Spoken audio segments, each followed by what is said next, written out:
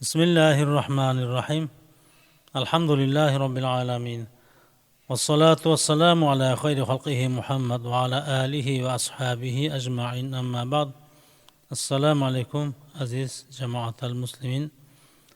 Bugungi mavzu folbinlarga borish og'ir gunohdir deb nomladik. Bugungi kunda o'zlarini turli xil jozibador nomlar bilan atab odamlarni to'g'ri yo'ldan og'dirish bilan shug'ullanayotganlar hamda ularning nayranglariga ushayotganlar afsuski kundan kunga ortib bormoqda.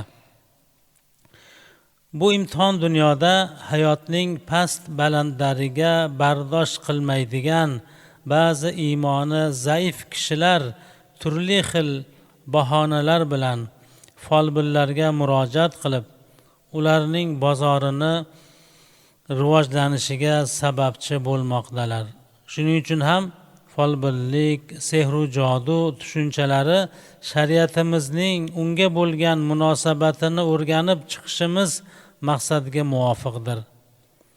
Ulamolardan Imom Bag'aviy rahmatulloh alayh aytadilar: folbin turli ishlarning sabablarini bilishini, yo'qolgan narsaning qayerda turganini, o'g'irlangan narsani kim o'g'irlagani kabi narsalarni bilishini da'vo qiluvchi shaxsdir.